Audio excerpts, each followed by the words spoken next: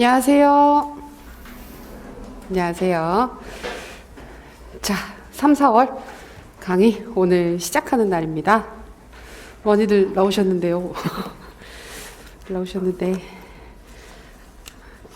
여러 가지로 생각이 많으셨을 것 같아요. 저희가 최근에 또 나와서 수업 들으시는 부분들에 대한 고민이라든지 염려라든지 그런 부분들 많으셨을 것 같은데 이렇게 잘 나오셔서 하시는 만큼 우리 1, 2월 달에도 비슷한 얘기 한번 하긴 했었는데 학원에 나오면 공부가 다 잘 될 줄 알았다. 그래서 집에서 해서 내가 안 되나 보다 생각했었는데 나와 보니까 물론 잘 되는 부분들이 있긴 하지만 그래도 내가 스스로 애를 써서 해야 되는 부분들이 생각보다 굉장히 많죠. 그러니까 이제 나오신 만큼 더 힘내서 즐겁게 또 3, 4월 공부해 보도록 하겠습니다. 자, 그래서 오늘 이제 저희가 수업을 진행하게 됐는데 시작을 하게 됐는데 3, 4월 강의 이제 시작하게 됐는데 자료가 조금 있어요. 저희가 1, 2월 강의보다는 3, 4월 강의가 약간 더 자료가 있어요. 1, 2월은 쌤들이 복습하시고 활용하시는 용도로 주로 자료들이 만들어져 있었다 그러면 3, 4월 강의 같은 경우에는 그 외에도 조금 더 추가적인 자료들이 있기는 있거든요. 그래서 첫 시간에 그 부분을 먼저 조금 전체적으로 확인을 하고 시작을 하도록 하겠습니다. 자, 오늘 받으신 자료 제일 먼저 약간 큰 구조화 자료가 있죠. 저희 1, 2월 달에는 이 부분을 구조화 강의를 통해서 진행을 했었습니다. 그래서 매 시간마다 매 챕터 시작할 때마다 구조화를 하고 시작을 했었는데 3, 4월 달 강의는 기본적으로 3, 4월 강의의 성격은 교육 공부를 완전히 처음 하는 경우는 아니다 라는 가정하에 시작하는 강의입니다. 그래서 보통은 1, 2월 강의를 들으신 이후 이어서 심화 이론 공부를 하시는 경우를 이제 상정을 하고 3, 4월 강의를 진행을 하게 되거든요. 근데 이제 아마 좀 오래전에 공부를 하셨거나 작년에 열심히 공부를 하셨는데 이제 1, 2월 달에는 개인적으로 공부하시거나 아니면 개인적으로 공부하려고 생각은 했었지만 실제로 그렇게 되지 않아서 좋은 시간을 보내고 이제 3월부터 공부를 새로 시작하시거나 이런 경우들이 있으실 텐데 뭐 그런 경우 전혀 문제 없습니다. 이제 대신에 이제 완전히 교육학 공부가 완전히 처음이다 하시는 분들은 초반에 약간 어려우실 수는 있어요. 근데 내용이 어렵다기보다는 그냥 이 상황에 익숙해지고 적응해지는데 조금 시간이 걸릴 수는 있습니다. 그래서 이 구조화 같은 경우에는 3, 4월 달에 따로 하지는 않고 쌤들이 개인적으로 이제 확인을 하시면 될 것 같고 그리고 아마 1, 2월 강의 들어보셨던 쌤들은 아시겠지만 저희가 1, 2월 강의할 때도 일부 영역들은 여기 드렸던 구조화 자료하고 약간 구조가 다른 내용들, 그러니까 다른 구조를 정리를 한 부분들이 있어요. 그래서 그 변화된 부분 같은 경우에는 5, 6월 이후에 또 한 번 더 다시 드리긴 할 겁니다. 근데 이 구조로 정리를 하셔도 아무 상관없어요. 괜찮아요.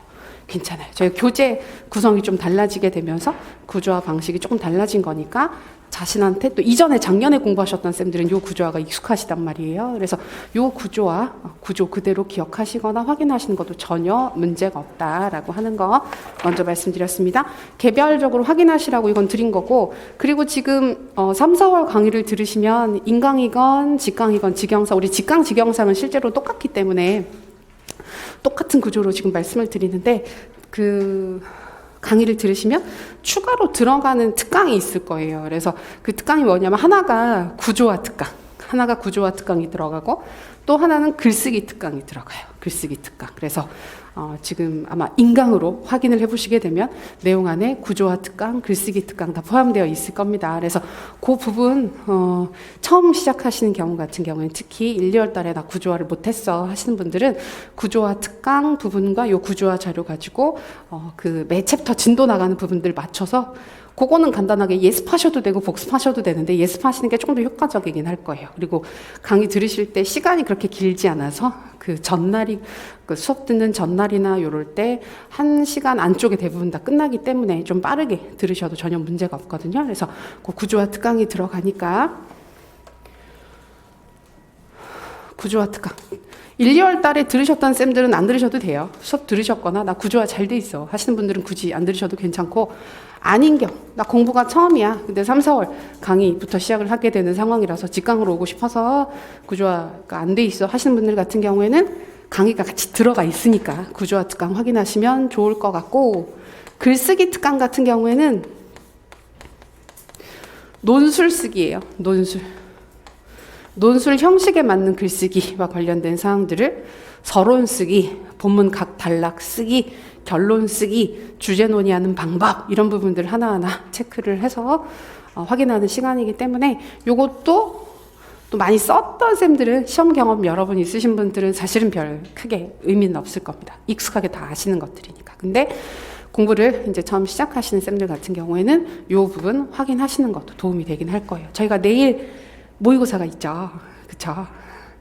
왜 다 문자 받으셨잖아요. 그죠? 문자 받으셨으면서 마치 처음 들으시는, 놀라시는데. 우리가 1, 2월 달에는 그때 책 교재가 나오는 시점이 좀 너무 늦어가지고 어쩔 수 없이 2주차에 모의고사를 봤었는데요.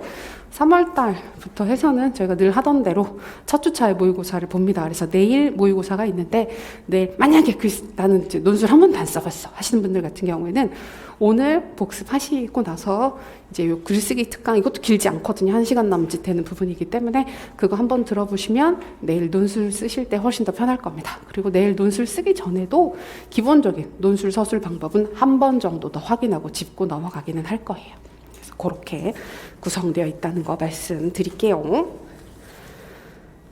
그 자료가 있었습니다. 구조화 자료 있었고, 그 다음에 스터디 신청서 있죠. 이 스터디 신청서 같은 경우에는 인강 선생님들은 해당이 되지 않고 지금 나와서 강의 듣고 계시는 직강, 직영산 선생님들 대상으로 해서 짜드리는 거예요. 좀 이따 이건 자세히 말씀드릴 거고, 그 다음에 연간 계획서 있는 수업 자료, 수업 안내 자료가 있고, 3, 4월 오픈형 답안 서술 연습 1주차라고 해서 우리가 짧은 글쓰기 주제이긴 한데 1, 2월 달에는 정답이 정해져 있었던, 답이 정해져 있는 부분들을 연습했다 그러면 최근 시험 경향 자체가 열린 문제, 그다음에 활용, 적용 이런 부분들을 물어보는 문항이 다수 출제되고 있기 때문에 그런 부분들과 관련해서 오픈형 문항 연습하는 그 글쓰기 활동들이 있습니다. 요것도 좀 이따 안내해 드릴게요. 그리고 뭐 많죠. 네, 너무 번거롭게 생각하지 마시고 활용 문제라고 해서 저희가 1주차 그 수업 듣고 나서 쌤들이 조금 확인하시기 좋은, 쓰기 연습을 하시기 좋은, 공부했던 내용들을 좀 활용할 수 있는, 근데 조금 어려운 문제예요. 첫 번째 문제가 조금 어렵기는 어려워요. 요거하고 그 다음 페이지를 보시면 한 단락 정리라고 해서 저희가 또 1주차에 공부를 했을 때 쌤들이 주요 영역들에 대해서 뭐 교육의 비유적 정의라든지 교육의 목적이나 가치, 다문화 교육 이런 부분들과 관련해서 한 단락으로 주요 내용들을 압축적으로 저술한 글들을 사례로 드릴 겁니다. 그러면 다 드릴 수 있으면 정말 좋기는 한데 이제 우리가 그 주요 사항들 같은 경우에 또 시험에 나올 법한 중요한 부분들 같은 경우에 문장으로 단락으로 정리된 예시 샘플들이 있으면 좀 편하시니까 보시고 참고하시라고 드리는 자료. 이것도 매 시간마다, 그러니까 매 주차마다 나가게 될 자료예요. 짧은 글쓰기 자료하고 활용 문제 관련된 자료도 그렇게 나갈 거고, 그 다음에 마지막에 있는 게 여기 핵심 키워드 암기 자료, 이키 키워드 암기 자료가 있습니다. 이게 작년 3월 달부터 나갔던 자료인데 조금 수정을 했어요. 좀 수정을 해서 아마 작년 자료 보고 계신 분들도 있으실 텐데 조금 다릅니다. 약간 다릅니다. 근데 작년 자료, 그러니까 작년 자료가 난 편한데 그대로 봤으면 좋겠는데 하신 분들, 작년 자료 가지고 계신 분들이 있으실 텐데 그걸로 보셔도 괜찮아요. 그걸로 보시고 여기에 추가된 부분들이 있거나 하면 이 부분들 좀 더 추가해서 기존 자료에다 추가해서 보시면 되겠습니다. 이게 뭐냐면 저 1, 2월 달에 그 영역별로 빈칸 자료를 드렸을 거예요. 빈칸 자료. 그래서 영역별로 선생님들이 인출하시거나 자료 정리하시는데 뭐 자유롭게 활용하세요 해서 영역별로 칸 다 비워놓고 구조화만 되어 있는 큰 표자료를 드렸었거든요. 거기를 채운 거예요. 거기가 채워진 부분이라서 이전에 채웠던 선생님들은 그거랑 비교해서 뭐 내가 되게 잘 채웠네? 내가 되게 꼼꼼하게 잘 채웠네? 그럼 그걸로 그냥 보셔도 돼요. 근데 여기에 뭐 추가되는 게 있다, 표현상에 좀 다른 부분들이 있다 그러면 이거를 활용해서 같이 보셔도 괜찮습니다. 아니면 이걸 기본으로 해서 쌤들이 개인적으로 공부하셨던 부분들을 추가해서 보셔도 괜찮아요. 지금부터 요거 사항들 같은 경우에는 가장 기본적인, 우리가 교육학 공부하셨을 때 요 정도는 암기가 되어 있으면 조금 문제 푸실 때, 접근하실 때, 답안 쓰실 때 좀 편하실 거다라고 하는 키워드 암기 자료가 되겠습니다. 그래서 요거는 진도에 맞춰서 순차적으로 드릴 거예요. 네, 그렇습니다. 자료는 요 정도로 구성되어 있어요. 자, 그러면 시작해 부분부터 확인을 할 텐데요. 저희 연간 계획서 있는 부분부터 보시면 첫 시간은 항상 오리엔테이션이죠. 강의가 어떻게 구성되어 있는지, 어떻게 진행하게 될 것인지 그런 부분들을 확인하는 시간이라서 그거 순차적으로 확인을 하도록 하겠습니다. 자, 우리 첫 페이지는 연간 계획서 전반적인 사항에 대한 이야기였고, 다음 페이지 보시면 네, 상반기, 하반기 해서 1, 2월부터 벌써 1, 2월은 지났죠. 3월이라는 것이, 3월도 2주차라는 것이 믿어지지 않는, 뭘 안 믿어져요. 그죠? 믿어야죠. 시간은 이렇게 가고 있으니까. 자, 우리 3, 4월 강의 안내 어떻게 구성되어 있는지, 어떻게 진행하는지 대략적으로 보면 3, 4월 강의도 이론반입니다. 1, 2월도 이론반이었었죠. 근데 3, 4월도 이론반인데 1, 2월이 정말 기초 이론반이었다고 한다면, 그래서 전반적인 사항들을 그러니까 중요한 부분들이라고 해도 아주 세부적으로 다루기보다는 전체적인 부분들을 다 두루두루 다 다루는 1, 2월. 그래서 1, 2월 강의에서 포인트는 구조화, 이해, 이 두 가지가 가장 핵심이었다. 근데 3, 4월 강의 같은 경우에는 거기에서 좀 더 심화가 돼서 전체적으로 보기는 보는데 그 강약 조절이 조금 들어가요.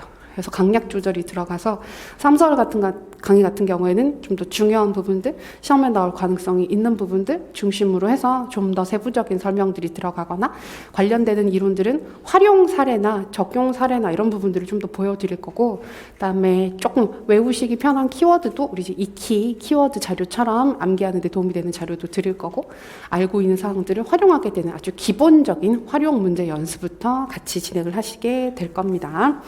그래서 중요 개념, 핵심 영역에 대한 폭넓은 이해를 추구한다.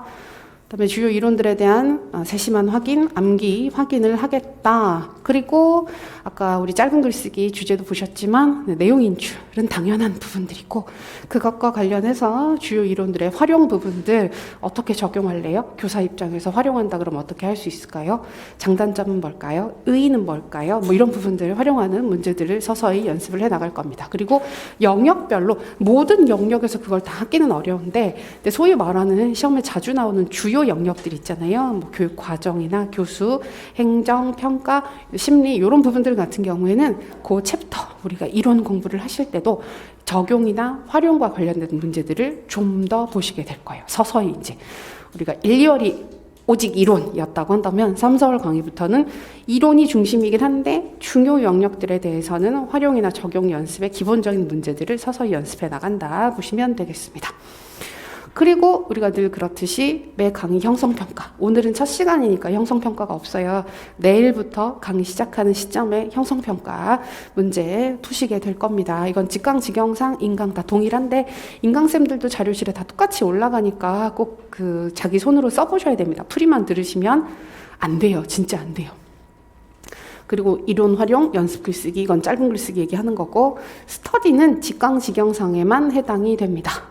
그러니까 다르게 짜 드릴 수도 있긴 한데 그거는 조금 사실 현실적으로 애매하고 어려운 부분들이 있어서 인강으로 듣고 계시거나 아니면 나오기가 어려운, 지금 라이브로 듣고 계신 쌤들도 많으실 텐데 현장에 나와서 이제 면대면 스터디 하기가 조금 어려우신 경우에는 저희 카페에 보시면 스터디 게시판에 스터디 되게 많이들 서로 많이 구하시더라고요. 그리고 목적이나 성격에 따라서 되게 세밀하게 그런 부분들은 이제 원하시는 멤버들 구성하실 수 있으니까 그렇게 확인하시고, 제가 현장에서 짜드리는 스터디는 완전하지는 않아요. 지금 상황 자체가. 그래서 학원 쪽이랑 많이 이렇게 얘기를 해봤는데, 저희가 재작년까지, 작년에 학원 강의 수업이 오프라인으로 이제 정상적으로 진행이 못 되는 시점 전까지만 해도 스터디 짜드리면 오전 시간에 스터디 강의실을 따로 잡았었어요. 그러면 오전에 오셔서 스터디 같이 하시고 수업 듣고 이런 식으로 이루어졌었거든요. 근데 그게 안 된대요. 안 된대요. 할 수 없대요. 위험해서. 지금 위험해서 이제 스터디를 따로 모아서 하기는 어렵고, 일단 제가 짜 드리기는 하는데 이제 만나시는 방식이나 이런 부분들은 꼭 얼굴을 맞대지 않아도 괜찮고, 저희가 수업 오셨을 때 서로 얼굴 보면서 간단하게 얘기하시고, 오프라인으로 뭐 따로 만나셔도 괜찮고 온라인으로 따로 진행하셔도 괜찮을 것 같아요. 그래서 오늘 드린 자료 중에 스터디 신청서가 있습니다. 자, 요거는 인강은 없어요. 인강은 없고 직강, 직영상에만 들어가는 부분인데, 뭐 성함이랑 전공이랑 그다음에 전화번호를 정확하게 써서 제출하시면 되는데 요거는 원하시는 경우. 그러니까 스터디는 절대 강제가 아닙니다. 스터디는 강제가 아니고 특히 강의를 들으시면서 스터디를 하시는 경우는 정말 가볍게 그다음에 자기 스타일이 스터디에 잘 맞아야 스터디를 하시는 거거든요. 스터디든 뭐든 하시면 반드시 얻는 게 있고 잃는 게 있다. 모든 게 다 그렇지만 근데 잃는 것보다 얻는 게 클 때 스터디를 하시는 거예요. 사람 만나서 좀 얘기하고 오면 왜 진이 빠져서 들어 누워 있어야 되시는 분들이 있어요. 그래서 오늘의 에너지를 다 썼어. 이러신 분들은 스터디를 통해서 얻는 것보다 잃는 게 더 많겠죠. 근데 스터디가 없으면 내가 복습을 안 하고 강제성이 없으면 해야지 생각만 하다가 복습 자체가 계속 밀린다. 이런 분들 같은 경우에는 스터디가 좋은 그 동기가 될 수가 있어요. 그래서 자기 스타일에 맞춰서 이제 나는 스터디 하는 게 도움이 될 것 같아.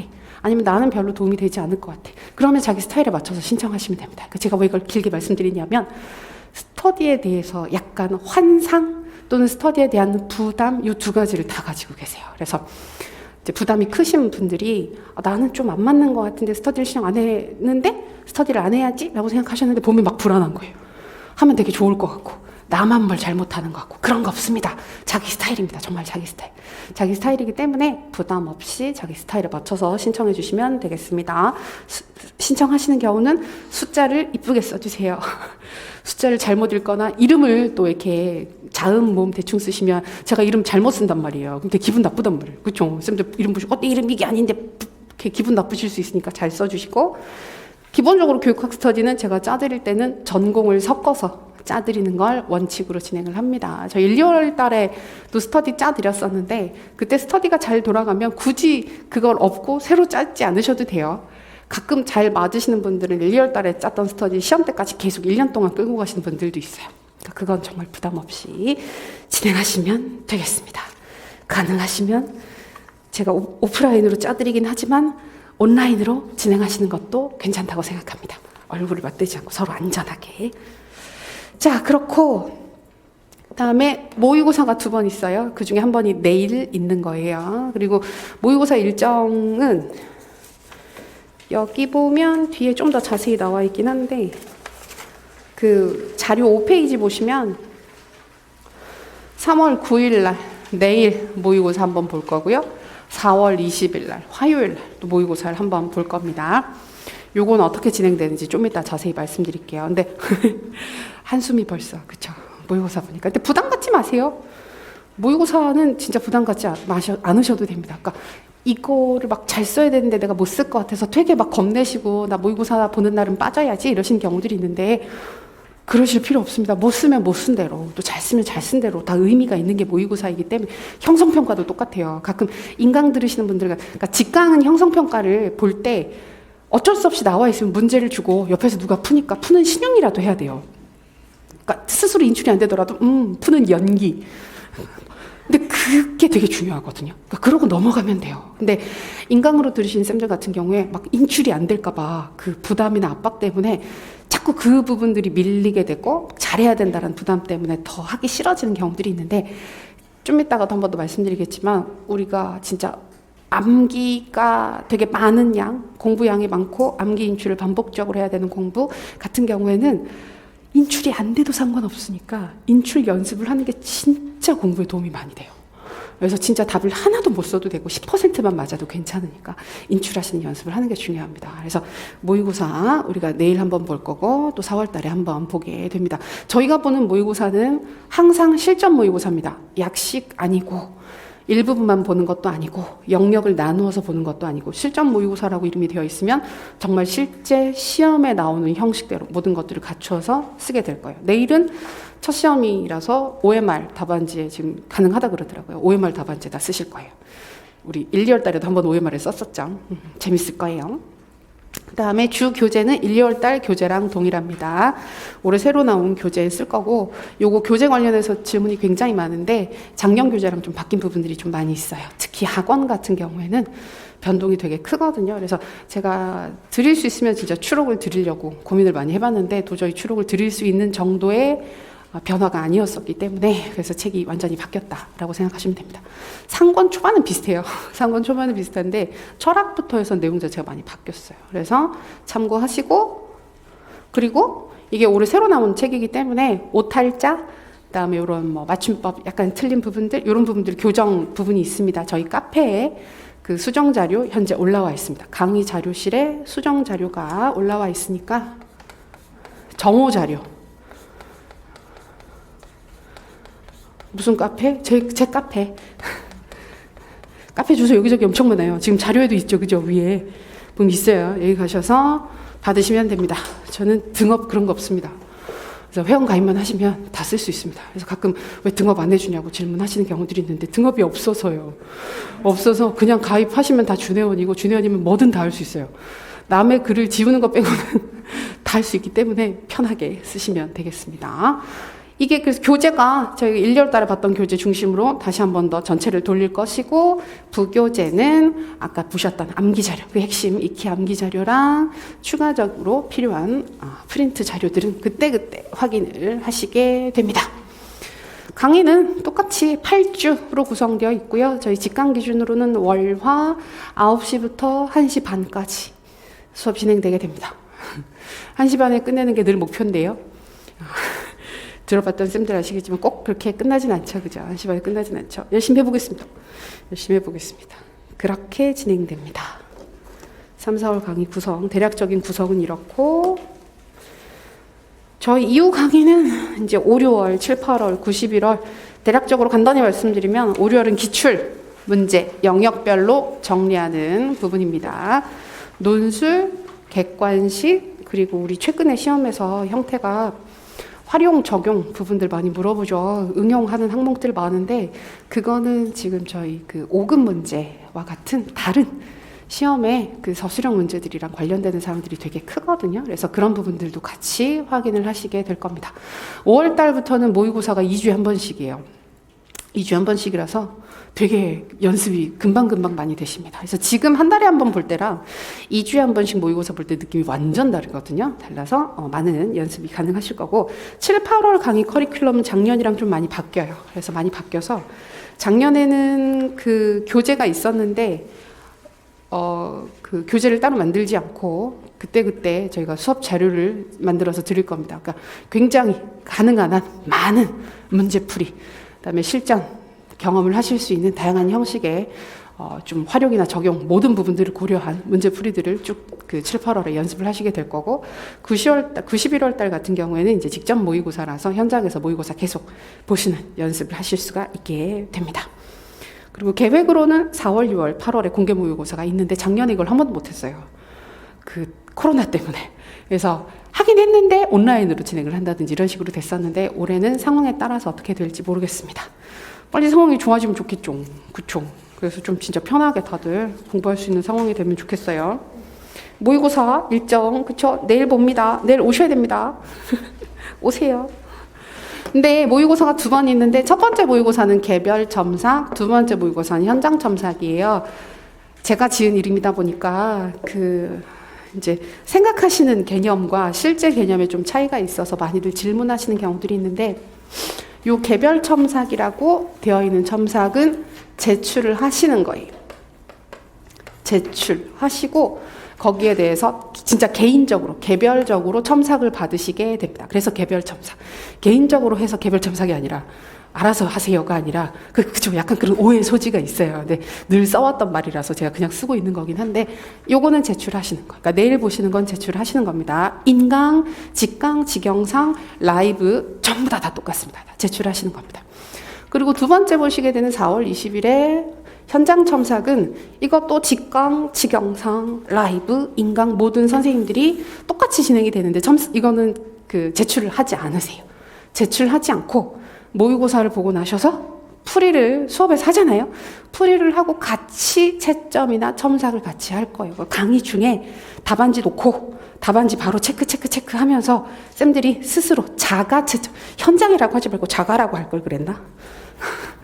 자기 평가, 자기 첨삭을 하는데 제가 그걸 도와드릴 거예요. 그리고 현장에 계신 분들은 끝나고 나서 질문하시면 그 질문사항에 대해서 다 확인이 될 수 있고, 뭐 이건 맞아요? 틀려요? 가지고 오시면 그런 부분들 다 봐드릴 수 있고, 라이브로 들으시는 경우에는 보통 문자로 질문을 주시죠. 문자로 질문을 주시면 그거 다 정리를 해서 또 끝나고 한 번 더 라이브로 같이 이제 그 내용 이건 맞아요, 이건 틀려요, 다 안내를 해드립니다. 그런 식으로 진행이 되는 게 현장 첨삭.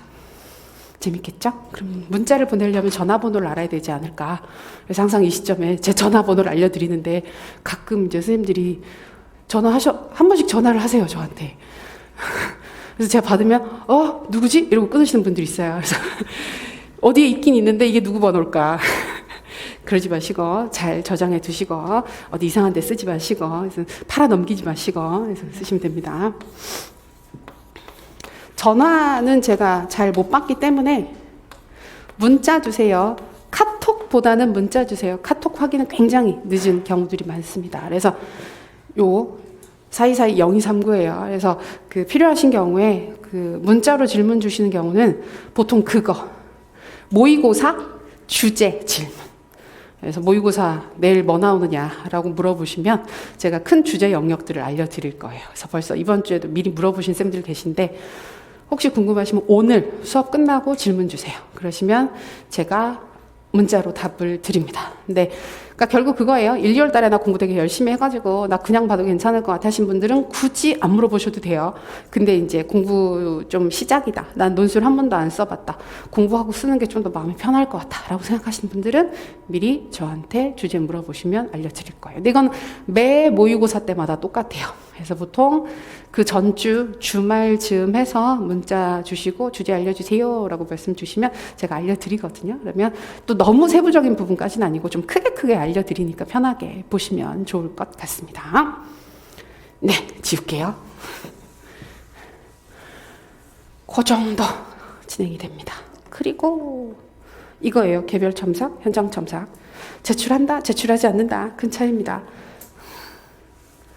그러니까 결국 3, 4월 강의에서 제출하시는 건 내일 보는 거예요. 내일 보는 모의고사 제출하시게 됩니다. 그리고 우리가 이제 짧은 글쓰기 연습 3, 4월 달에 나가는 짧은 글쓰기 연습 같은 경우에는 그거죠. 저희 그 활용 연습 관련되는 짧은 글쓰기 하시게 되는데 제가 주당 한 2-3개 정도씩 주제를 드릴 거예요. 그러면 2-3개를 꼭 다 써야 되는 거 아닙니다. 지금 쓰자고 하는 것도 아니고 제가 어떻게 써야 되는지 안내를 해드리는 건데 워낙 비슷한 질문들이 많이 있어서 말씀드리는데 1-2개씩만 쓰시면 돼요. 제가 2개를 드리면 그 중에 하나 써도 되고 3개를 드려도 하나만 쓰셔도 되고 그러니까 자기 스타일, 자기 페이스에 맞춰서 1-2개 정도를 꾸준히 쓰시는 게 가장 중요합니다. 근데 글을 쓸 때는 베스트는 그거예요. 그 주에 복습이 다 끝나고 나서 복습이 끝난 직후 내용이 아직 사라지지 않았을 때 머릿속에서 그때 짧은 글쓰기 주제를 보시고 써봐야지 하고 쓰시는 게 제일 좋은데 그래서 써지면 그냥 완전 좋은 거예요. 근데 봤더니 이거 아까 보긴 봤는데 기억이 좀 잘 안 나네. 그러시면 책을 펼쳐놓고 쓰시는 것보다는 그 부분을 다시 공부를 하세요. 그냥 이 부분에 있는 거니까 책을 보고 다시 공부를 하시고 책을 덮고 쓰시는 게 제일 좋습니다.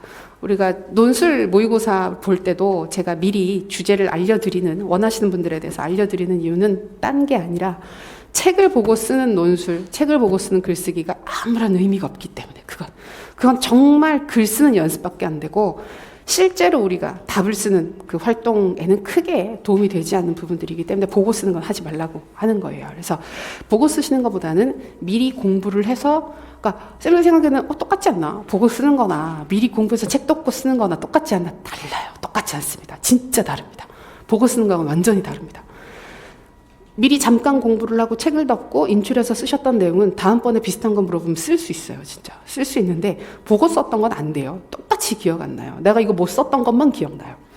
진짜 의미가 없어요. 그래서 꼭 이런 식으로 그다음에 가급적 교재를 참고하지 않고 완결된 문장으로 써라. 이건 한 단락 쓰기 연습이라고 생각하시면 됩니다. 키워드 나열하는 게 아니라 완전한 문장으로 글 쓰시는 게 중요합니다. 20분 안에 완성하라고 하는데 이거는 전체 시간이 20분인 거고 실제로 글을 쓰시는 시간은 6분에서 7분 정도 안에 끝날 수 있도록 한 단락 쓰는 거 6, 7분 안에 글을 쓰고 다시 읽어보고 책에 있는 내용들 다시 확인해서 틀린 부분들, 수정을 만날 부분들 이런 부분들을 스스로 셀프 피드백을 하는 것까지 다 더해서 20분이라는 얘기인 거예요. 그러니까 실제로 글을 쓸 때는 이 정도 시간들 그다음에 그 짧은 글쓰기 하실 때 쌤들이 항상 많이 염려를 하시고 고민을 하시는 게 어디까지 써야 될까? 얼마나 잘 써야 될까? 고민을 하시는데 얼마나 잘 써야 될까요? 내가 쓸 수 있는 한 제일 최대한 잘 쓰려고 애를 쓰시면 되는데 막 표현이나 이런 부분들을 신경 쓰시는 것보다 의미 전달이 명확하게 되게끔 글을 쓰시는 게 가장 중요합니다. 그 정도. 그 다음에 꾸준히 쓰는 게 제일 중요해요. 그리고 공부하시다가 계획대로 다 되지 않죠, 일정 자체가. 그러면 중간에 그 밀리는 부분들이 생길 수 있습니다. 그러면 밀린 걸 쓰려고 하지 마시고 넘어가세요. 밀린 건 넘어가고 나중에 시간적 여유가 있으면 그때 다시 보시면 되는 거고, 자기 일정대로 쭉쭉쭉 앞으로 나가시는 게 가장 중요한 그 공부다 생각하시면 되겠습니다. 예. 그 정도예요. 수업 안내 그 정도고, 네, 그 정도입니다. 그리고 저희가 늘상 첫 시간에 맞춤법이랑 이런 부분들을 봤었는데 그건 내일 볼 거예요. 내일 볼 거예요. 이번에 책 교재가 좀 바뀌어가지고 제가 오늘 안 들고 왔는데 상권 보시면 그 글쓰기 A to G라고 해가지고 별책 부록처럼 글쓰기 책이 하나 붙어 있어요. 그걸 내일 준비하시면 되겠습니다. 요거 상권 있고 이거는 저희 본 교재고, 상권에 보면 녹색 얇은 책 있잖아요. 아마 1, 2월 달 수업 들었을 때 그 책 어디 갔는지 모르겠죠. 그럴 줄 알았어요. 저도 한참 찾았어요. 어디 갔는지. 그래서 그 책 내일 우리 논술 쓰기 전에 한번 확인하고 넘어갈 테니까 거기 보면 아주 기본적인 논술 쓰기, 글쓰기, 그 다음에 그 맞춤법 이런 부분들 나와 있으니까 그거 내일 확인을 하도록 하겠습니다. 뭔가 이야기를 할 게 많아서 이것저것 많이 얘기를 하긴 했는데 3, 4월 강의 포인트 전체적으로 다시 한번 돌립니다. 1, 2월 달에 전체 진도를 다 나갔던 것처럼 이론을 한번 돌립니다. 다 보긴 봅니다. 근데 강약 조절이 있습니다. 그래서 아무래도 조금 힘을 빼고 빨리 나가는 부분들이 있긴 있을 거예요. 그래서 오늘 하게 되는 부분들 같은 경우에도 늘 저는 빨리 나가겠다고 생각을 하는데 항상 초반에는 빨리 안 나가지더라고요. 안 나가지는데 빨리 나갈 거예요. 그래서 출제 빈도나 가능성이 높지 않은 그런 부분들은 좀 빨리 나갈 거고, 자주 언급되고 출제가 많이 됐던 부분들은 좀 더 심화해서 보게 된다. 추가적인 자료들 관련되는 문제들도 이제 3, 4월 강의부터는 서서히 보시게 될 것이다 라고 하는 것이 3, 4월 강의의 전체적인 포인트입니다. 괜찮으시죠? 그렇게 해서 말씀드리고, 그리고 강의 공지사항인데 우리 직강직영상 강의 듣고 계신 쌤들 아무래도 지금 바깥에 나와서 수업 듣고 계신 상황이기 때문에 저희 강의실 쉬는 시간마다 환기해야 되거든요. 환기를 해야 되기 때문에 쉬는 시간에 창가 쪽 옆에 계신 선생님들은 이제 쉬는 때 잠깐씩 문 열어주시고 수업 시작할 때 다시 닫아주시고, 번거로우시겠지만 같이 해서 안전하고 건강하게 공부를 할 수 있으면 좋겠습니다. 까먹기 전에 빨리 얘기를 하려고 이상한 시점 얘기를 했어요. 분명히 쉬는 시간이 오면 까먹을 거거든요. 그래서 미리 말씀드렸습니다. 제가 근데 오늘 시작할 때 인사를 안 하고 시작했어요. 문득 생각이 났는데 계속 마음에 걸렸던 게, 인사를 했나? 안 하지 않았나? 안녕하세요라고 하긴 했는데 그러고 끝이지 않았나? 무슨 인사를 되게 거창하게 할 건 아니지만 이름도 얘기를 안 하고 해서 혹시 이름 모르실까 봐. 이 시점에 다시 하면 너무 웃기지 않을까요? 그렇죠? 다시 해야 되나? 입이 안 떨어지네요. 마스크를 끼고 있어서 너무 다행이에요. 표정이 다 가려지니까. 안녕하세요. 이선아입니다. 인사하고 이제 시작했어요. 인사했어요. 자, 그러면 대략적인 수업 진도란다. 수업 안내 이런 부분들은 확인을 했고, 그리고 내일 보는 모의고사는 전체 범위입니다. 전체 범위. 우리 1, 2월 달에 시작했던 건 진도 나가는 것까지 해서 봤었잖아요. 그래서 약식으로 봤었는데, 약간 약식으로 문제 조금 더 작게 해서 15점 만점으로 봤었는데, 자, 3, 4월은 내일 보는 모의고사가 전체 범위로 진행이 됩니다. 그래서 1, 2월 달에 공부하셨던 쌤들은 다시 한번 확인을 해보자. 그 다음에 쉬었다가 다시 시작하신 쌤들 같은 경우에는 현재 내 상태가 어느 정도인지를 좀 이렇게 선명하게 확인하실 수 있는 시간이 될 거예요. 그래서 궁금하신 분들은 끝나고 질문 주세요. 확인할게요. 자, 그러면 교재를 보면서 수업 진도 나가도록 하겠습니다. 자, 12페이지. 자, 교육의 이해 부분입니다. 교육의 이해 부분. 처음 들어가는 부분이지요. 교육의 이해 부분은 선생님들이 이제 학교에서 교직 수업 들으실 때 보통 첫 학기, 첫 필수 수업으로 들으시는 수업, 교육학 개론 또는 교육의 이해라고 하는 수업이 있는데요. 그 수업에서 교육학 전반적인 사항들을 개괄적으로 다루는 영역 중에서 초반부에 해당하는 사항입니다. 초반부에 해당하는 사항들. 보통 개념이 뭐냐, 교육엔 어떤 종류들이 있느냐, 교육은 어떤 성격을 가지고 있느냐, 아주 기본적인 사항인데 사실 이쪽은 지금까지 논술 출제됐던 부분들을 보자면 크게 많이 출제가 되는 부분은 아닙니다. 연계를 해서 보자면 내재적 목적이라든지 아니면 그 자유교육 정도가 비교적 난이도가 어렵게 출제됐던 시점에 한번 출제된 적이 있었고, 나머지 부분은 아직까지는 언급이 별로 안 됐어요. 대신에 객관식 때는 초반부 문제도 꾸준히 출제가 됐었고, 그다음에 마음 먹고 연계를 하려면 연계할 만한 포인트들이 꽤 있는 사항이기 때문에 이제 초반에 그 공부의 기본적인 부분들을 닦는다라는 마음으로 좀 편안하게 접근하시면 좋은 부분이겠습니다.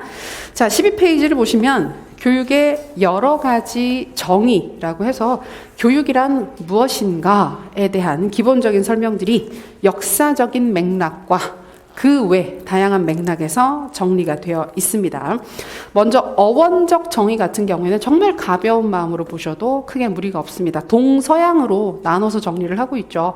동양적 어원에서는 교육이라고 하는 한자어와 가르침이라고 하는 우리말, 한국어를 중심으로 간단히 개념이 정리되어 있습니다. 정말 편안하게 보셔도 돼요. 교육 같은 경우에는 맹자가 처음 얘기했고, 가르칠 교자와 기를 육자라는 두 가지의 그 의미를 더해서 아주 교사 중심적인, 교사가 학생을 가르치고 기른다라는 전통적인 관점의 개념을 가지고 있다, 이해하시면 되겠습니다. 리을 부분 보시면 교사, 아동 사이에 수직적 인간관계가 전제된다. 수직적이다. 상하 위계적 관계가 있는데 교사가 더 높고 학생이 더 낮다라고 하는 아주 전통적인 동양 사상의 배경이 보이고 있습니다. 끝.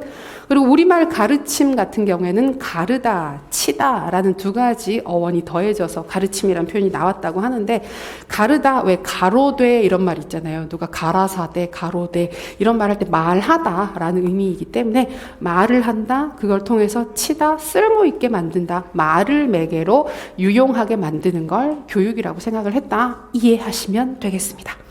그리고 이런 동양적 어원은 근본적으로 교사와 학생의 관계를 좀 수직적으로, 교사가 일방적으로 학생을 가르치는 모습으로 설명을 하고 있다. 이어서 서양적 어원, 페다고지, 에듀케이션 두 가지가 있는데 여기는 읽어보셔도 크게 무리가 없죠. 특히 페다고지 같은 경우에는 넘어가지 마시고 읽어보시면 바로 넘기시는데 그것까지는 좀 너무 빠르시고, 페다고지 같은 경우에 파이다 고고스라고 해서 그 고대 그리스의 그 교육을 담당했었던 노예들을 부르는 이름에서 페다고지란 말이 유래되었다고 합니다. 잘 물어보진 않겠죠? 두 번째, 에듀케이션은 에듀카레, 에듀세레, 최근에는 에듀세레 대신에 에듀케레라고 쓰는 자료들도 있습니다. 에듀세레, 에듀케레 모두 동일한데, 에듀카레는 양육하다라는 뜻이기 때문에 교사 중심적인 접근, 그다음에 에듀세레 같은 경우에는 이끌어내다라고 해서 발달의 가능성, 잠재, 능력을 이끌어낸다라는 의미이기 때문에 상대적으로 교사보다는 학생 중심적인 접근을 취하고 있습니다. 그 정도 이해하시면 되겠습니다.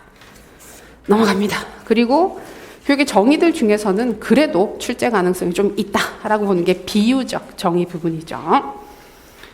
주형, 성장, 예술, 성년식, 만남 5가지가 있습니다. 가장 전통적이고 자주 언급되는 건 주형과 성장, 그리고 대안적인 비유로서 자주 언급되는 건 만남. 그래서 보통은 주형, 성장, 만남 이 3가지를 주요하게 보시게 됩니다. 우리 1, 2월 달 모의고사 봤을 때 성장의 비유 찾고 성장의 비유의 한계점에 대해서 쓰세요라고 했었는데 되게 명확한 그 항목이었음에도 불구하고 의외로 오답이 굉장히 많이 나왔었던 항목이거든요. 기본적인 사항들인데, 그러니까 확장해서 보면 답이 될 수 있는 부분들이 되게 넓게 볼 수 있긴 하지만 그러니까 그거예요. 우리가 시험 볼 때 답을 쓰실 때 최근에 계속 말씀드리지만 경향 자체가 답이 딱 안 떨어지는, 그러니까 이거 아니면 안 돼 라는 키워드가 딱 있는 문제가 아니라 조금 확장된 문제들이 많이 나오거든요. 그럼 채점하는 그러니까 선생님들 답을 쓰는 그 수험생의 입장이 아니라 채점자의 입장으로 접근을 해보시면 좀 더 좋은 답은 뭘까? 채점자 입장에서 이건 확실히 답이야 라고 느껴지는 답을 써주는 게 좋아요. 그러니까 이것도 답이 될 수 있지 않나요? 이것도 답이 될 수 있지 않나요? 라는 답을 쓰는 것보다는 이거 답이야 라고 느껴지는 답을 쓰시는 게 훨씬 더 안전하겠죠. 실제로도 좀 그렇고. 그래서 그런 좀 주요한 사항들 중심으로 신경 써서 봐주시면 좋겠습니다. 주형의 비유 개념 다들 아시죠? 여기 3번 보시면 교육을 장인이나 제작자가 샘물이나 지능을 일정한 모양의 틀에 부어 어떤 모양을 만들어내는 일로 이해하는 방식이다. 교사 중심적인 방식으로서 학생들을 빚어낸다, 만들어낸다 라는 의미를 가지고 있습니다. 자, 여기 한계점 체크해 두겠습니다. 5번. 교사와 학생의 관계가 왜곡될 위험이 있다.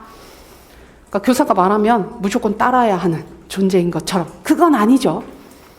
그다음에 잘못된 권위주의에 빠지거나 역시 마찬가지로 교사가 막 얘기를 선생님이 말하는데 어디서 토를 달아. 이런 전통적인 문제, 도덕적 문제가 발생할 수 있더라. 그러니까 지나치게 교사와 학생의 관계를 수직적인 관계로 상정을 하게 되는 것이 낳게 되는 문제를 지적하고 있습니다. 그 다음에 성장의 비유 중요하죠. 그러니까 중요한 건 다른 이유 때문에 교육학 개념들에서 이거 중요하다라고 말씀드리는 건 아니고, 그러니까 지금 교육 상황에서 중시할 만한 거, 강조할 만한 개념들이 다 중요해지게 되는 겁니다. 자, 식물이 스스로 성장해 나가듯 교육도 아동이 가진 잠재 가능성을 자연스럽게 실현해 나가는 과정이라고 생각한다. 훨씬 더 학생 중심적인 접근입니다. 그다음에 교사의 역할 의미가 있겠죠. 3번. 교사는 단지 환경을 조성해주고 도와주는 역할을 수행한다. 그러나 단점으로 많이 지적하는 거, 교육에 있어서 교사와 교과 역할을 과소평가한다. 학생을 도와주는, 조력해주는 역할만은 한다라는 식으로 작게 얘기를 한다는 거. 근데 지난번에 성장의 비유의 단점, 한계점 얘기를 하라고 했을 때 이거 말고 다른 거 쓰신 경우가 되게 많았어요. 되게 많았어요. 생각보다 되게 많이 있었어요. 그래서 이런 기본적인 사항들 좀 체크 정확하게 해두시면 좋겠습니다. 그리고 대안적 비유, 예술의 비유는 개념 중심으로 봐주세요. 상호작용한다. 교사와 학생이 상호작용한다. 그 다음에 성년식의 비유하면 피터스죠. 우리가 1, 2월달 강의할 때는 그런 부분들을 바로 연계해서 말씀을 못 드리는데 3, 4월달 강의는 설명드릴 때 그런 부분들이 더 들어갑니다. 그러니까 다른 영역들에서 관련되는 개념들을 같이 설명하게 돼요. 1, 2월달은 그걸 하면 이해가 안 되죠. 할 수가 없죠. 그래서 그런 부분들이 조금 다른 부분 중에 하나입니다. 자, 성년식의 비유 같은 경우에 여기에서 우리가 확인을 할 수 있듯이 피터스 같은 경우에는 교육의 개념을 제시를 할 때 여러 가지 종류로 그 개념을 제시를 했는데 그 중에 하나가 인문으로서의 교육이었어요. 인문. 근데 문명세계, 문명사회, 인류, 문화, 유산으로의 인문이라는 표현을 쓰게 되는데 그게 바로 성년식이다라고 이해를 하시면 되겠습니다. 그리고 니은을 보시면 이게 질문이 많이 나오는 부분인데 성년식의 비유는 교육 내용과 교육 방법의 관계가 분리되어 있는 것이 아니라 관련되어 있음을 보여준다라고 얘기를 하죠. 어디서 도출된 거냐 하면 주형의 비유 같은 경우에는 교육 내용을 중시합니다. 교육 방법이 중요하지 않겠죠. 교육 방법을 고려한다는 건 결국 학습자들이 이걸 배울 수 있나? 학습자들이 어떻게 하면 이 내용을 잘 배울 수 있을까? 이런 부분들에 관심을 가질 때 방법들에 관심을 가지게 되는데 주형의 비유 같은 경우에는 가르쳐야 할 중요한 내용이 이미 결정되어 있는 거예요. 그래서 그 내용 자체, 중요한 내용 자체를 가르치는 데 관심을 많이 둬서 내용이 중요해 라고 내용을 강조를 합니다. 그런데 성장의 비유는 그것과 반대로 내용은 중요하지 않아.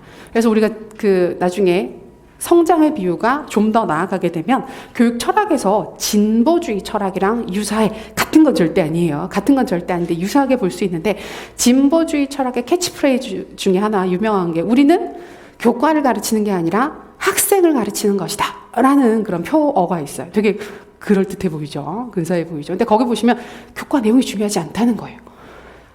가르쳐야 할 내용에 집중하는 것보다 우리가 가르쳐야 하는 대상, 학생들에 집중해서 학생들이 제대로 배우고 있는가에 관심을 가져야 한다. 그러기 위해서는 교육 방법, 어떻게 하면 학생들이 그 내용을 잘 이해를 할 수 있을까?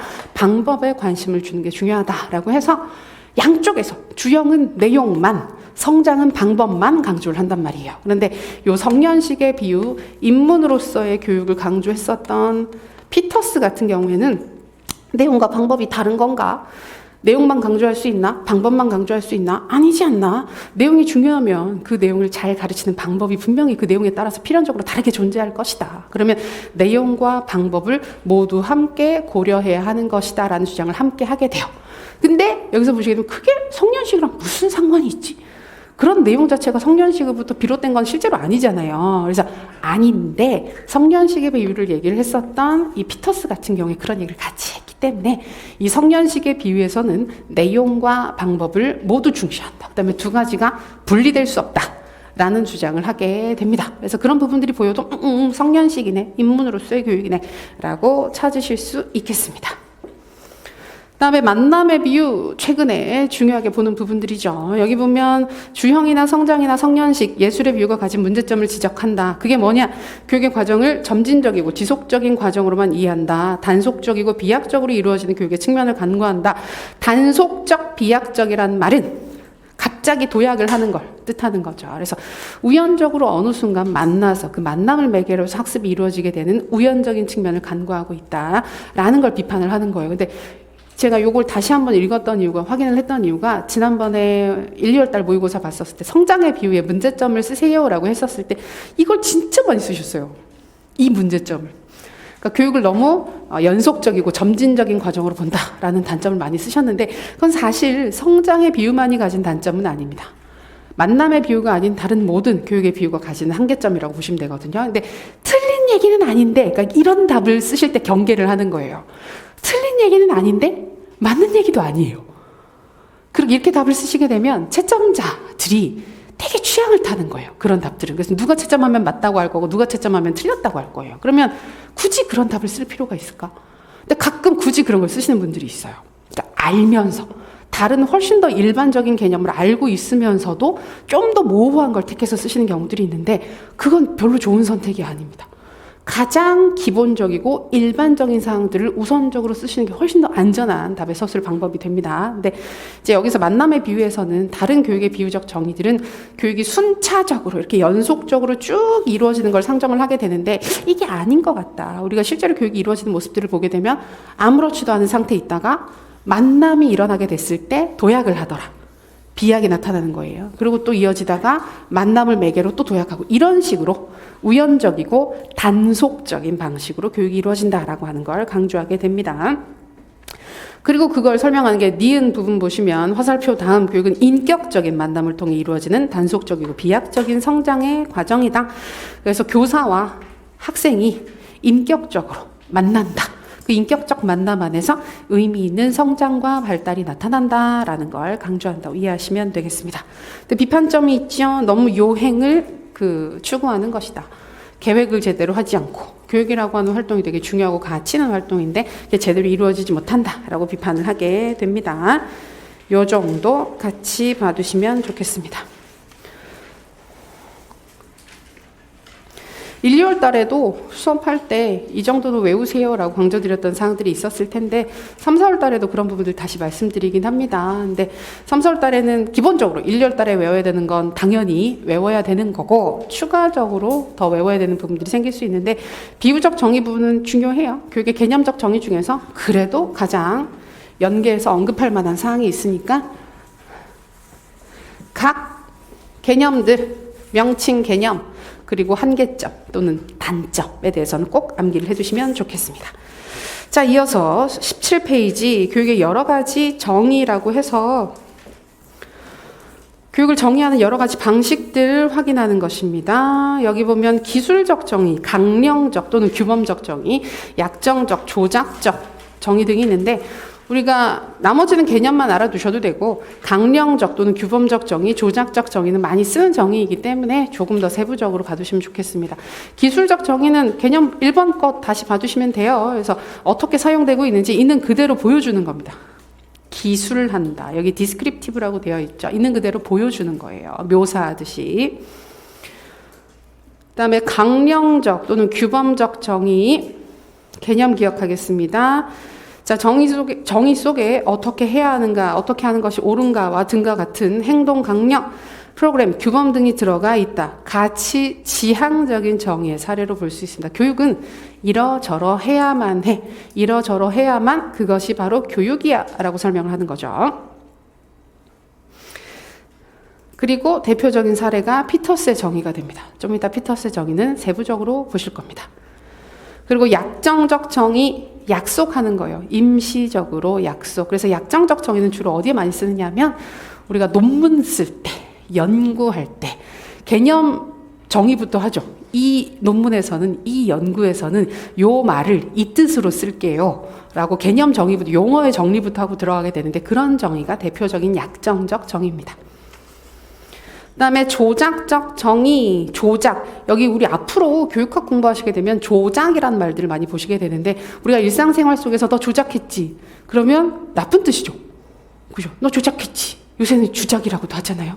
원래 사전에 있는 말이라면서요. 그게 있대요. 없는 줄 알았는데 만들어진 말인 줄 알았는데 그 왜 이제 그 주작 새 날아오르고 이런 거에서 나온 줄 알았는데 그게 아니라 실제로 있다 그러죠. 근데 조작하면 부정적으로 보는데 원래 의미 자체는 오퍼레이션이라고 해서 정말 다루는 거예요. 내가 무엇인가를 다루는 활동, 조작하는 활동, 조정하고 조종하는 활동들 이런 부분들을 우리가 오퍼레이션이라고 합니다. 그래서 다룰 수 있게끔 정의를 하는 것을 조작적 정의라고 이해를 하시면 돼요. 자, 교육의 개념을 분명히 하기 위해 교육활동의 요소 그리고 그것이 작용하는 실제 과정을 관찰할 수 있는 형태로 정의를 하는 것이다. 그래서 우리가 다룰 수 있게끔 눈으로 보고 또는 이게 있었어, 없었어 라고 하는 부분들을 쉽게 판단할 수 있는 용어로 정리를 하게 되면 그런 것들을 조작적 정의라고 하게 됩니다. 대표적인 사례가 정범모 선생님의 정의가 대표 사례가 되겠죠? 다음 페이지 보시면 교육의 대표적인 정의의 사례로 정범모 선생님의 교육의 개념과 피터스 교육의 개념이 나옵니다. 이 부분은 아주 기본적인 부분이라서 저희가 보기는 보는데 출제 가능성이 아주 높다고 보진 않아요. 피터스는 워낙 인기가 있어서 보는 거예요. 좋아하시는 분들이 아직 여전히 있어서 교육 과정 철학하시는 분들이 여전히 좋아하거든요. 그래서 보기는 보는데 문제 내기 그렇게 편안한 부분은 절대 아닙니다. 채점하기가 되게 까다로울 거예요. 이 부분 이게 맞는 소리인지 틀린 소리인지 모르고 하는 얘기인지 판단하기가 어려우니까. 자, 정범모 선생님의 교육의 개념 부분 보시면 동그라미 2번 인간 행동의 계획적인 변화 요게 개념 정의입니다. 그래서 인간 행동 계획적 변화 봤더니 교육은 인간 행동을 대상으로 한다. 그럼 인간 행동을 대상으로 했는지 안 했는지 판단할 수 있어요? 어떤 현상을 봤을 때? 알 수 있죠. 알 수 있죠. 강아지를 훈련시키고 있으면 교육이 아닌 거예요. 고양이를 훈련시키고 있으면 교육이 아닌 거예요. 왜냐하면 사람이 아니니까. 인간의 행동이 아니니까. 그래서 우리 보통 그 훈련이라고 하지 교육이라고 잘 하지 않죠. 쓰기도 해요. 교육시켜야 된다 이렇게 쓰긴 하는데 보통은 훈련이라고 하지 교육이라고 잘 하지 않아요. 그러니까 그런 식으로 이건 교육이네 교육이 아니네 라고 하는 부분들을 개념적으로 쉽게 판단할 수 있습니다.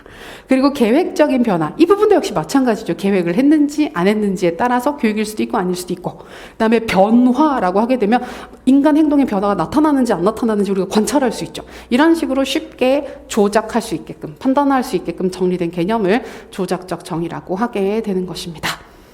그 정도 확인해 두시면 되겠습니다. 인간 행동의 계획적인 변화 그리고 여유가 되시면 인간 행동이 무엇인지 변화가 무엇인지 계획적이라는 것이 무엇인지 한 번 더 읽어주시면 돼요.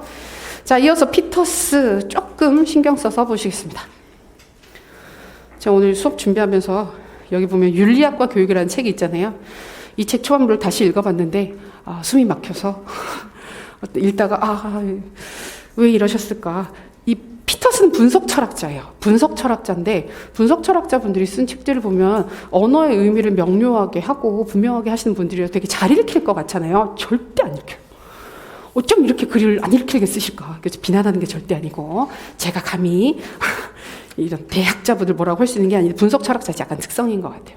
그러니까 정확하게 정리를 해주기 위해서 계속해서 자세히 설명하는 경우들이 많기 때문에 좀 난해하게 쓰시는 경우들이 있어요.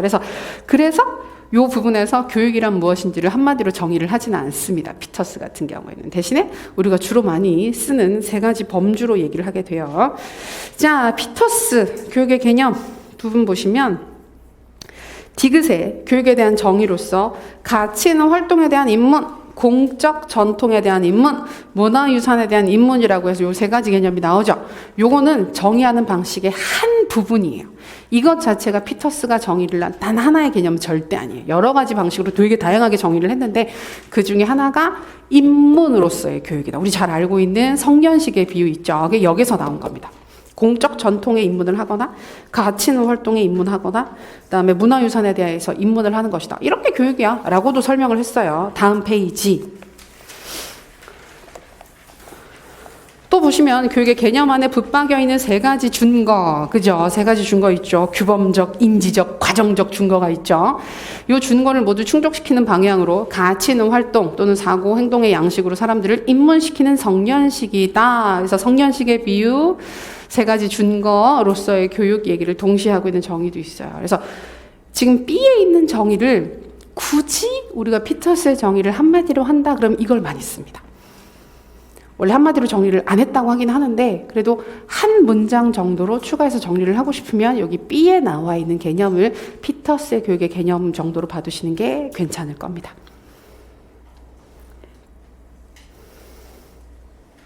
예, 그리고 구체적으로 피터스의 교육은 교육 개념의 세 가지 준거, 입문으로서의 교육, 교육받은 사람이라고 해서 요 세 가지 측면으로 교육의 개념을 정의할 수 있어라는 주장을 해요. 근데 보통 우리는 세 가지 준거 쪽을 많이 봅니다.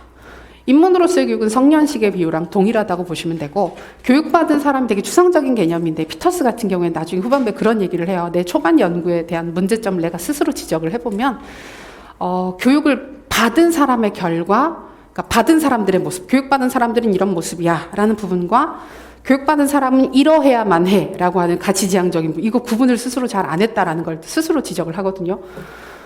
그게 왜 우리 입장에서는 애초에 그런 얘기를 안 하셨으면 더 좋았을 것 같은데 그래서 그 두 가지를 그 부분을 지적을 하면서 이 개념이 좀 모호했다라고 얘기를 하기는 해요. 근데 교육받은 사람 같은 경우는 딴 의미라기보다는 우리가 교육이란 무엇인지를 명확하게 알기 위해서는 이미 교육을 받은 사람들, 교육을 잘 받은 사람들의 모습을 보게 되면 교육이란 무엇인지를 좀 더 쉽게 알 수 있어요 정도로 파악하시면 되겠습니다. 보통 우리는 요 세 가지 준거를 많이 보게 되고 요 세 가지 준거가 규범적, 인지적, 과정적 준거라고 하는 준거가 나오는데 요 부분이 보통 규범적 정의의 사례로 많이 언급이 됩니다. 강령적 정의, 규범적 정의 같은 얘기죠. 자, 세 가지 준거 보겠습니다. 개념 부분에서 혹시 뭐가 나온다 그러면 이쪽 나올 가능성이 있죠. 첫 번째 규범적 준거. 교육에 헌신하려는 사람에게 가치 있는 것의 전달을 함의한다. 가치 있는 것의 전달. 그죠? 그래서 뭐 그런 얘기를 하는 거예요. 우리가 교육을 한다 그러면 가치 없는 걸 가르치는 걸 교육이라고 하진 않는다. 가치 있는 걸 가르치는 걸 교육이라고 한다. 근데 그 가치라고 하는 게 무엇일까? 여기 가 부분 보시면 모종의 가치를 추구하는 활동이 교육이고 그 활동은 다름 아닌 교육의 개념 속에 들어있는 교육 그 자체 안에 포함되어 있는 바람직성, 규범성, 가치성, 조음이 무엇이고 그것이 어떤 점에서 가치를 가지는가를 밝히는 일이다. 교육이라는 개념 그 안에 무엇인가 바람직하고 가치가 있는 것이 반드시 있어야만 한다. 없으면 교육이 아니다. 활동 자체가 가치가 있는 것이어야 한다는 것입니다. 외재적으로 규정되어서는 안 된다. 즉 외재적 결과에 따라서 또는 외재적 보상에 따라서 교육의 가치가 판단되어서는 안 된다는 것입니다. 우리는 근데 흔히 교과의 가치나 그 시험의 가치들을 판단할 때 결과적으로 나한테 주어지게 되는 성과나 보상이 얼마나 큰지에 따라서 판단을 하는 거죠. 선생님들 수능 시험 공부하실 때 어떤 교과를 많이 공부하셨어요? 수능에서? 점수 배점이 높은 거 아닌가?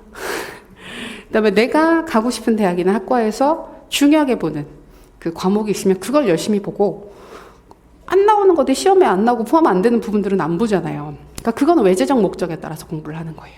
근데 피터스가 얘기를 하게 되는 규범적 준거는 활동 그 자체, 교육이라고 하는 활동 그 자체 안에 존재하는 가치를 추구해야만 규범적 준거를 충족시킨다. 그래서 보통 규범적 준거 간단하게 정리하면 내재적 목적을 추구한다. 그 자체로 의미 있는 활동을 해야만 한다.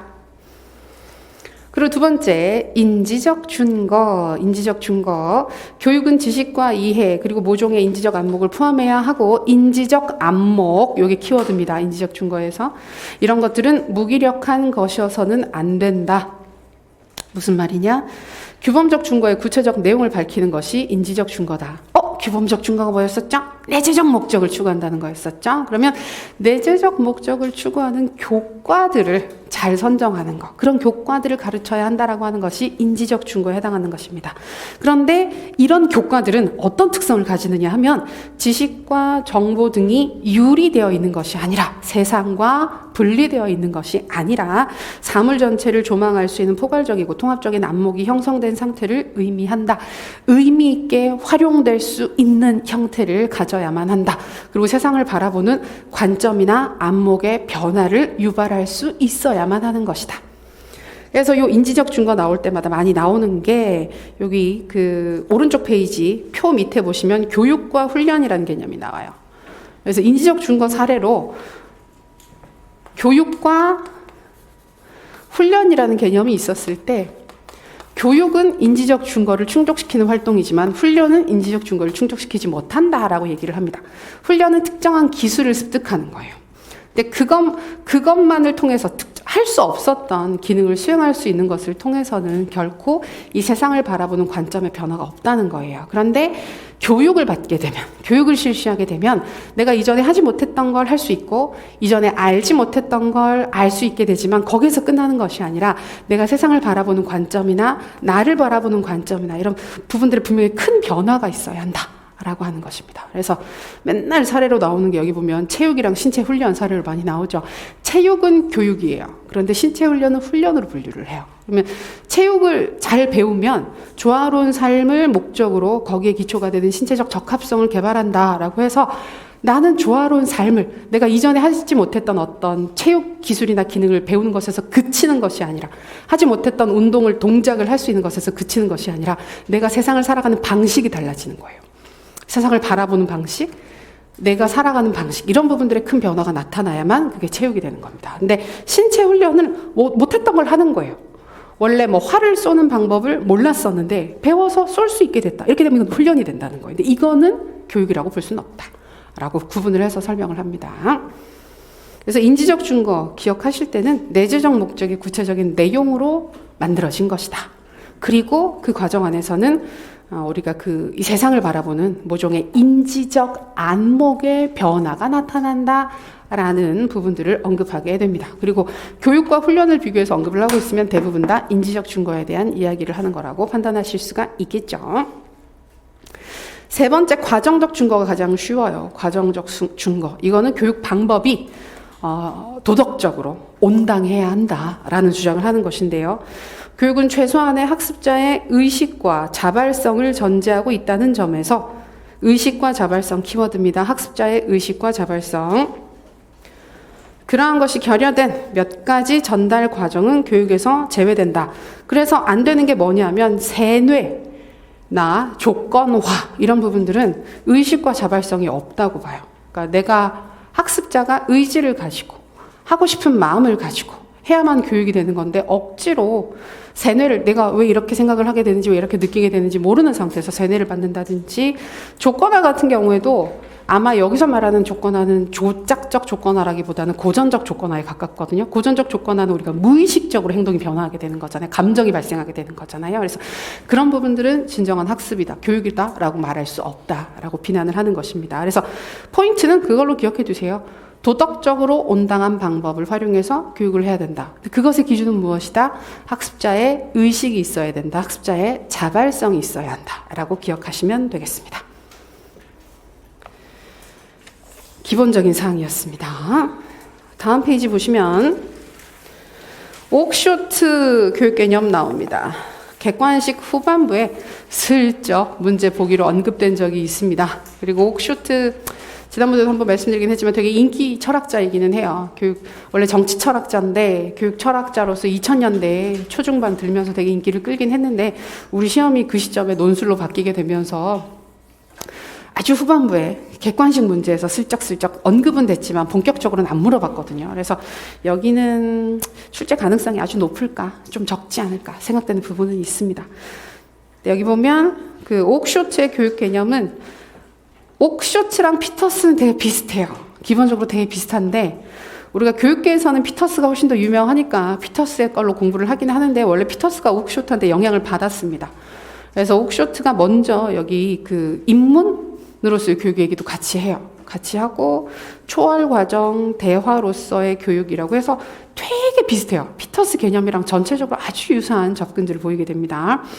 그리고 지식관 정도만 판단하시면 되는데, 자, 옥쇼트는 인간의 지식, 우리가 인류 문명이 만들어 놓은 지식이라고 하는 것이 무엇으로 구성되느냐? 정보와 판단이라고 하는 두 가지 요소로 구성된다는 주장을 하게 됩니다. 쌤들 오늘 날씨가 따뜻하니 점점 온도가 올라가고 그다음에 처음에 오셨을 때 그 의지, 의욕 이런 부분들이 이제 슬슬 사라지고 있죠. 피곤하시죠? 약간 졸리시죠? 그죠? 지금 벌써 첫 시간인데 이러시면 안 되는데 약간 곳곳에서 피로해 하시는 분들이 모습이 보여가지고 제가 뭐라도 하고 싶지만 요새 늘 그렇지만 제가 요새 별로 재밌는 일이 없습니다. 그래서 말씀드릴 만한 웃긴 얘기가 없어요. 지난주에 가장 흥미진진했던 일은 화분을 몇 개 사가지고 더 이상 얘기가 진행되죠. 화분을 몇 개 사가지고 흙을 담았다. 그 정도? 그 정도? 별로 없어요. 꽃은 좋은데 잘 못해. 맨날 죽여요. 화분 엄청 죽였어요. 죽인 게 화분만 있는 게 아니라 물고기도 많이 죽였고, 그래서 많이 죽었죠. 물고기 많이 죽였고. 지난주에서 그래서 약간 그 물고기를 사러 갈까. 다시 한번 또 죽이자 이건 아니고 다시 한번 키워볼까 생각을 했지만 아무래도 죽일 것 같아서 움직이지 않는 화분을 사는 게 낫지 않을까. 그런 거밖에 재미 하나도 없잖아요. 그렇죠? 자, 지식은 정보와 판단으로 구성된다고 얘기를 하게 되는데 여기 정말 가볍게 받으시면 돼요. 정보는 뭐냐 하면 겉으로 드러나 있는 부분들, 언어로 표현할 수 있는 부분들, 말로 전달할 수 있는 부분들, 이걸 정보라고 얘기를 합니다. 그 다음에 판단은 이게 되게 중요한 거로 옥쇼트는 인류문화유산의 핵심은 판단이라는 주장을 하거든요. 근데 판단이라고 하는 건 지식의 밑바닥에 들어가 있어서 표면에 드러나 있지 않다. 사고의 능력, 스타일, 지성, 마음이다. 라고 해서 이게 가장 중요한 부분이긴 한데 우리가 그 지식을 구성하는 정보가 아니라 그 정보가 전달되는 과정에서 자연스럽게 습득되게 된 그 무엇인가라고 되게 주상적으로 얘기를 해요. 보통 요 판단과 관련된 걸로 스타일 얘기를 많이 해요. 스타일, 양식 이런 부분들이다라는 주장을 하고 있습니다. 그러면서 인류 문화유산에 있어서 판단이 가장 중요하긴 한데 판단만 전수할 수는 없기 때문에 정보를 잘 전달을 하게 되면 교사가 정보 전달을 잘 하게 되면 그 과정에서 판단은 자연스럽게 전수가 되는 것이다 라는 주장을 하게 됩니다. 그러면서 맨날 예로 드는 게 오리떼가 비상하는 이유 이런 사례 그 책의 아티클 맨 끝에 보면 그게 나오거든요. 그래서 뭐냐면 오리떼가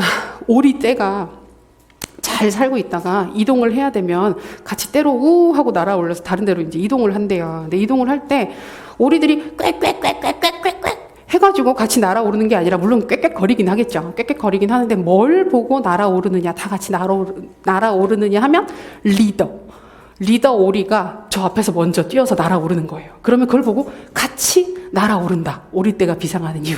그 리더 오리가 뭐가 돼야 되느냐 하면 교사가 돼야 된다는 주장을 하는 거예요. 그래서 교사가 학생들에게 내용을 잘 가르치는 것도 중요한데 내용을 잘 가르치면서 그 안에 스며들어가 있는 핵심적인 가치 이런 부분들을 몸으로 보여줘야 된다. 삶의 태도로 보여줘야 된다. 그럼 그런 부분들을 통해서 학생들이 정말 훌륭한 학생들이 될 수 있다. 이런 주장을 하고 있습니다. 그래서 그 정도 봐두세요. 이거는 크게 중요한 사항들은 아닐 것 같으니까. 그래서 지식은 정보와 판단으로 구성된다. 정도 가볍게 봐두시면 되겠습니다. 이건 현장에 가시면 가끔 그런 쌤들 왜 교사 되고 나서 교육대학원이나 일반대학원 진학하시는 경우들 있잖아요. 그러면 이제 일반대학원이나 이런 데서 사범대 쪽에 교육학과 일반대학원 진학하시게 되면 철학 수업 많이 들으시거든요. 교육 철학 수업 들으시면 가끔 옥쇼트 수업하는 경우들이 있어요. 그러면 현직에 계신 쌤들은 대부분 다 옥쇼트 보면 다들 눈물을 흘려요. 되게 감동받고. 아무도 나한테 이런 말을 해주지 않았는데 되게 그 위안이 된다. 이렇게 해서 많이들 인기가 있는, 최근에 인기가 있었던 학자입니다. 그래서 간단하게 이 정도 봐두시면 될 것 같아요. 피터스 전체적으로 신경 써서 보십시오. 그다음에 이어서 나온 게 교육의 3요소인데 얘는 크게 중요하지 않죠. 아시죠? 교사, 학습자, 교육 내용 세 가지로 구성된다. 읽어보시면 됩니다. 크게 어려운 사항들 아니니까. 그래서 우리가 교육이 성립하기 위해서는 당연하지만 교사가 있어야 되고, 교사가 가르칠 수 있는 학생이 있어야 되고, 가르칠 만한 내용이 있어야 한다. 오케이, 끝이에요. 다음 페이지. 기출이죠. 논술 기출입니다. 교육의 목적이 무엇이냐. 교육의 목적.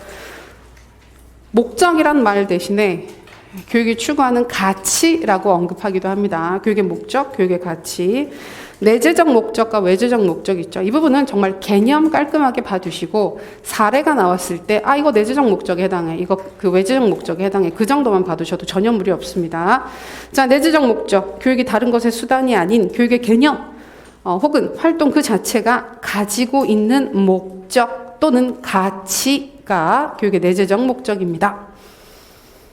개념이나 활동 속에 붙박여 있는 목적이다. 그 다음에 이거 지난번에 그 논술할 때 한번 물어봤었는데 교육의 내재적 목적을 제대로 추구하기 위해서 교사는 어떻게 해야 되느냐. 5번 보세요. 현재 가르치고 있는 교육 내용을 의미가 충분히 살아나도록 가르쳐야 한다. 그러니까 이걸 공부하면 너희들 뭐 할 수 있어. 대학 갈 때 도움이 돼. 좋은 점수를 받을 거야. 시험에 이거 나와. 우린 보통 그런 식으로 동기화를 시키는데 그런 방식으로 동기화를 시키고 가르치면 별로 의미가 없다는 겁니다. 내재적 목적을 제대로 충족시키기 위해서는 개념 하나하나를 정말 원래 그 의미 그대로 잘 가르치는 것이 가장 중요하다. 그러니까 맨날 사례로 드는 게 우리가 수학교과 같은 경우에 수학교과가 내재적 목적이나 내재적 가치가 되게 큰 교과의 사례로 많이 얘기를 하거든요. 그래서 우리가 수학을 공부하게 되면 열심히 공부를 하기만 하면 내가 아무리 배우기 싫어도 그런 기능을 습득하기 싫어도 그런 능력을 습득하기 싫어도 논리적 사고 능력, 추론 능력 이런 부분들이 좋아질 수밖에 없습니다. 그게 내재적 목적인 거예요. 그러니까 원하든 원하지 않든 그 활동을 하기만 하면 얻게 되는 그 가치. 수학 공부를 하면 수리적 사고 능력이 획득되게 된다. 논리적 사고 능력이 획득되게 된다. 그럼 그런 부분들을 추구하는 게 내재적 목적을 추구하게 되는 거예요. 근데 우리는 수학 공부를 할 때 난 논리적으로 사고하고 싶어서 수학 공부를 해요. 라고 어렸을 때는 생각을 하지만 대부분 다 좋은 점수를 받고 내신이 좋아야 되고 수능에서 좋은 점수를 받아야 내가 원하는 무엇인가를 할 수 있으니까 수학 공부를 하잖아요. 점수가 떨어지면 안 돼. 그건 외재적 목적을 추구하는 거예요. 그런 개념 구분으로 봐두시면 되겠습니다. 교육학을 지금 공부하신 이유는 뭐예요? 자아실현? 사고력의 개발? 그런 부분들이 분명히 있습니다. 교육학 공부를 하시게 되면 분명히 우리가 내재적으로 그런 가치들을 충족되는 부분들이 있는데 지금 하는 이유는 다 시험에 나오니까 하는 거. 시험에 안 나오면 안 할 거잖아요. 외재적 목적. 자, 그럼 외재적 목적은 무엇이냐? 교육이 다른 활동의 목적을 위한 수단으로 사용되는 것을 의미한다. 심플하죠? 그 다음에 수단 목적의 관계로 연결되어 있다. 그 다음에 다른 무엇을 위한 필요 때문에 행해지게 되더라. 예, 맞아요. 그리고 사례를 보시게 되면 경제성장, 사회통합, 직업준비, 생계유지, 출세 필요한 부분들이죠. 그래서 둘 중에 뭐가 더 중요하다? 둘 다 중요하다. 둘 다 중요하다. 어느 한쪽을 지나치게 강조하게 됐을 때 항상 문제가 생길 수가 있기 때문에 내재적 목적이라고 항상 좋은 거 아닙니다. 내재적 목적 너무 추구하게 되면 실용성이 하나도 없어요. 공부하는데 그냥 훌륭한 사람이 될 뿐.